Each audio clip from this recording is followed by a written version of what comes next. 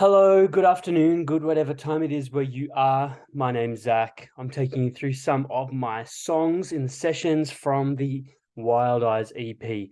This EP, oh man, if you don't know, this took me 7 years to finish. It was one of those chip away at it slowly projects. If you're a friend of mine, you've probably heard me talk about it in good or bad light over that time. But we're going to kick things off today with the very beginning, Thoughts That Fly. And for each of these videos, I want to dress up in a little bit of a something from that song. So got a little bit of a Senor Forrester going on here. And yeah, this, I should probably do a BTS behind the scenes, that is, not the whatever band, for that music video, because it was really fun to put together. But that's a video for another day. But yeah, bit of that outfit to get me in the zone and to get you in the zone as well.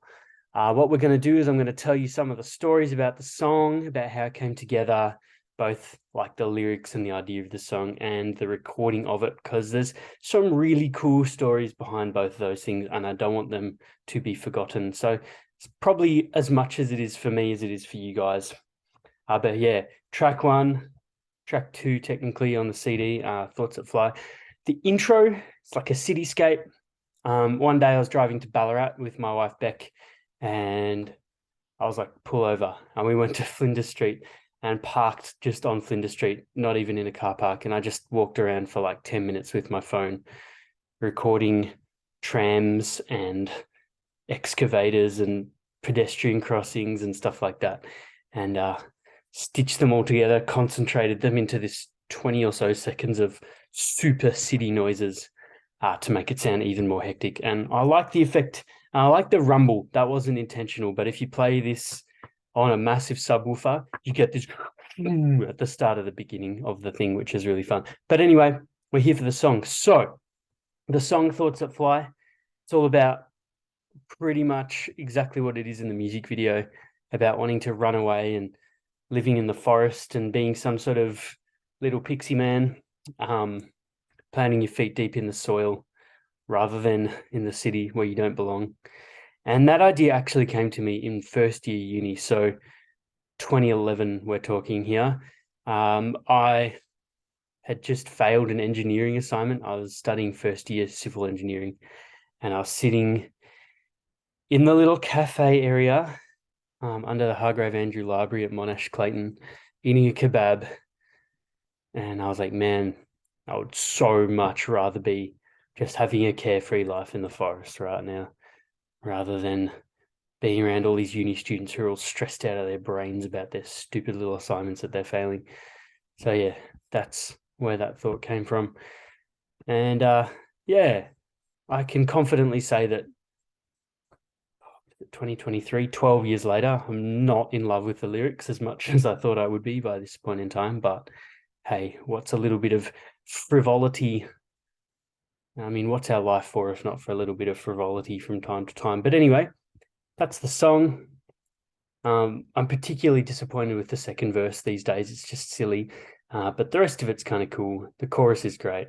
I really like the ending and how it tied into the video. That's cool, but this isn't an evaluation session. This is a show you the song session. So I'm going to share my screen. This is a Zoom meeting of one, if you're wondering how I made this. It's just me hanging out with myself, making tunes. And here we are. This is my Reaper session. I use Reaper because it's just as good as Pro Tools, but a fraction of the price and more stable. And yeah, this is how the song goes. So you've got that little counting. You can just hear that at the start.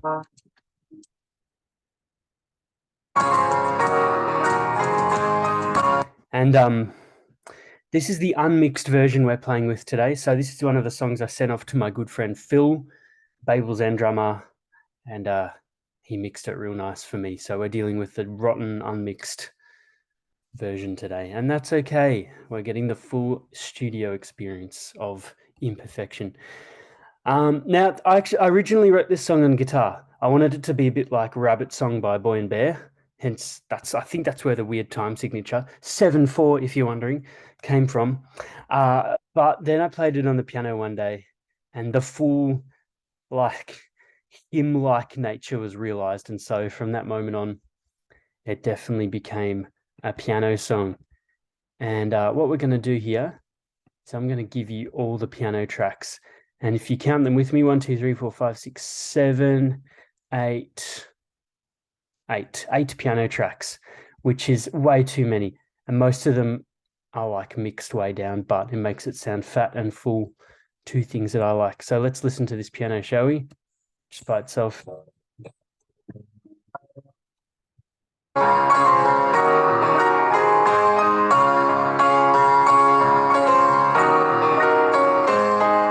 we got the main piano. We got another main piano sitting a bit below in the mix. We've got octave up.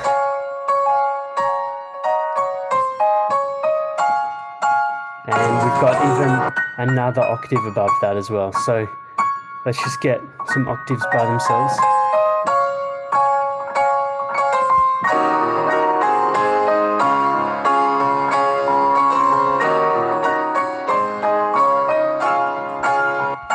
And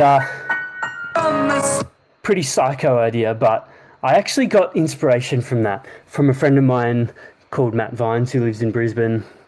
And his mum had a digital piano where you could layer octaves, and it sounded awesome. So I wanted to make it fat and full and freaking awesome. 3 Fs. Now the actual piano.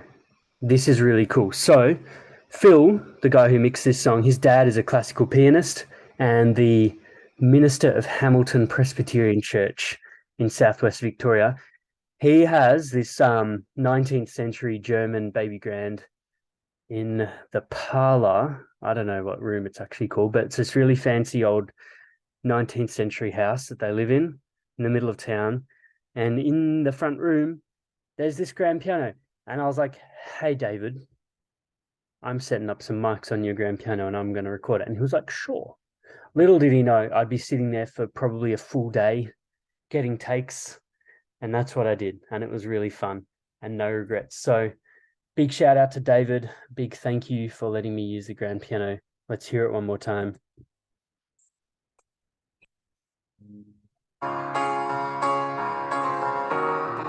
Big, warm, antique sound. And right at the end, we got to just solo all these pianos again and hear the big glissando situation at the end because it's just off the flippin' chain.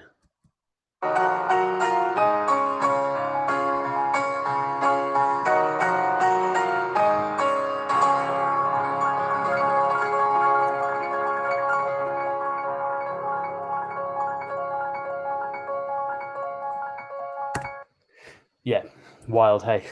I was just doing this on the piano all at once with my 6 hands on 3 pianos. That's the beauty of multi-tracking. Cool, so that's the piano, really fun, really cool. Obviously a massive part of the song, very melodic.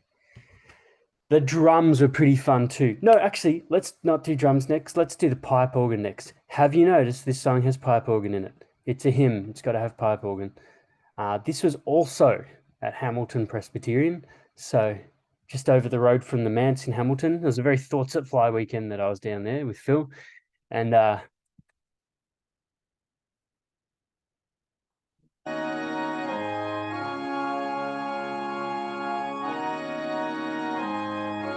got some nice 2-5-1 action on the organ.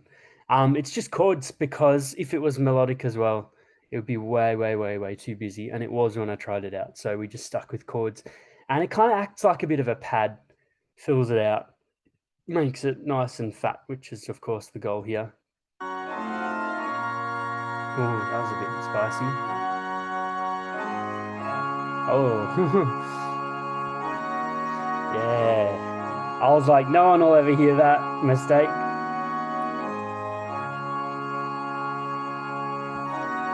So yeah, in context.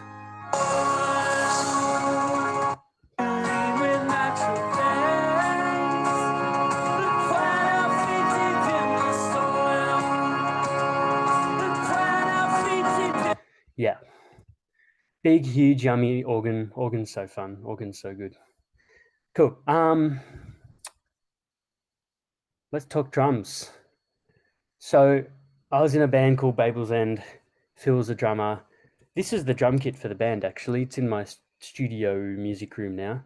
And one day we had a full drum recording setup, and I was like, I'm gonna do some Thoughts That Fly drum recording while the setup's there. So while Phil and Josh were off having a beer or a cup of tea or something, I jumped on the drum kit and smashed out some takes. Don't know why they're bright green, but isn't that skater? So here we go. This is what the drums sound like.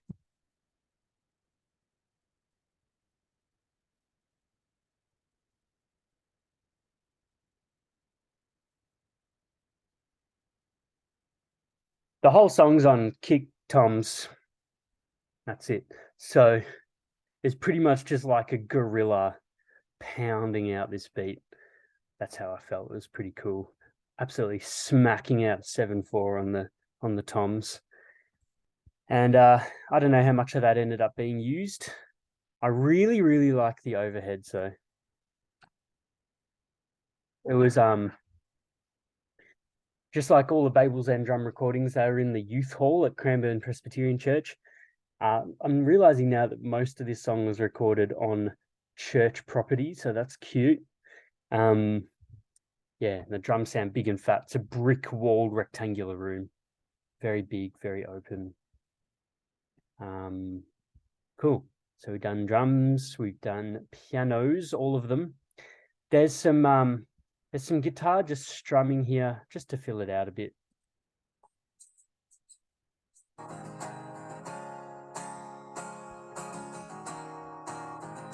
Yeah.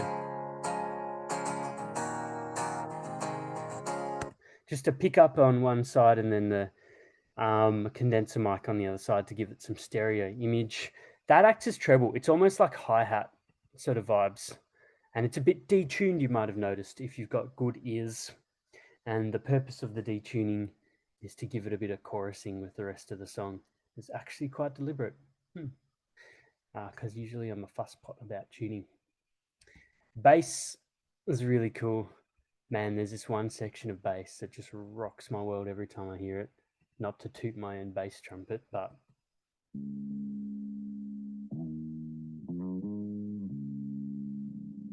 think it's coming up. Nah.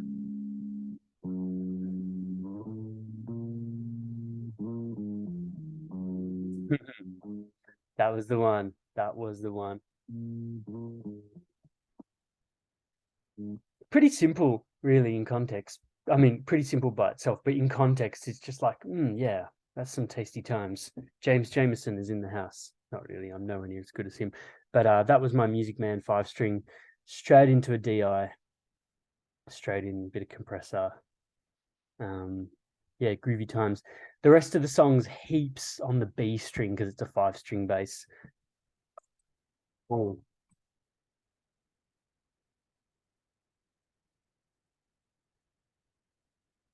Yeah, boy. That's like brown note level stuff.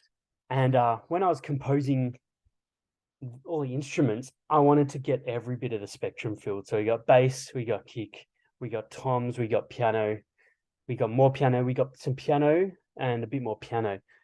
Then we've got, toms, vocals, of course, are filling up a fair bit of that. Then we got some guitar and pipe organ up the top end. And yeah, across the whole sound spectrum, we got it. And tambourine was the last ingredient in the puzzle there. But I have this terrible feeling that that's actually in a different session. So you'll have to imagine the tambourine. There's also some shaker in the quieter verse 2. How about it? How many versions of this song session do I have? This one. No, this is the one on the recording. Don't you worry. So then the last thing to talk about is vocals. And I really am quite loath to give you the vocal by itself, to be honest, because it's horrendously all over the place. I'm not a vocalist. I sing because that's how the words get into the song. That's the only reason. So I guess we can listen to a bit of it. What I will tell you My about. mind takes wing and starts to fly. Oh, oh, great. What I will tell you about is type of vocal production I used for this whole EP, because it's kind of cool. I wanted it to be fat, but I didn't want it to sound layered. So what I did is I did 3 vocal tracks, edited the best one into the main front vocal, and then I had the left and the right vocal sitting below that. You can see that in the way it's mixed, even just in this little session recording here. And that was cool. It's a good way of doing it. And you can, if you zoom in, or if I zoom in, you can't zoom in, you can see the hectic amount of chops and changes and edits in these vocals to try to make them hang together, because vocals is the worst. One bit I really like is the ending. Plant our feet deep in the soil. Never mind, bit before that. Oh, that was it. I was happy with this one. I actually came up with the idea of this little melisma during a session, and I was like, oh, that could be cool. And then it just stuck. With all its struggles, strains, and toils, and yeah, I'm pretty happy with that. I'll show you that because I like it. Also, this ending. Soil and plant our feet deep in the soil. Just that little fry there. I could listen to that. Plant and plant our feet deep in the soil. I love a good little vocal fry. And that's the song. That's Thoughts That Fly. We can imagine the little other components that were there, the tambourine and the shaker. You guys have heard that before. There's also this funny little thing called Dusk in the Outback at the end on the EP. I have no idea what's happened to that as well, but hey, we can't expect a perfect situation ever, let alone a little session rundown video. So there we go. There's Thoughts That Fly. I love this song. Let me know what song you want me to do next. If there's a particular song on this EP that you want me to unpack the session for, tell you some of the stories of how it was produced, where and when and how. Every song has cool stories behind it, different locations and stories and instruments and people involved. So I'd love to tell you more. And yeah, catch you around. Au revoir. See you later. Like, comment, subscribe. Oh no, I was trying not to say that. Okay, bye.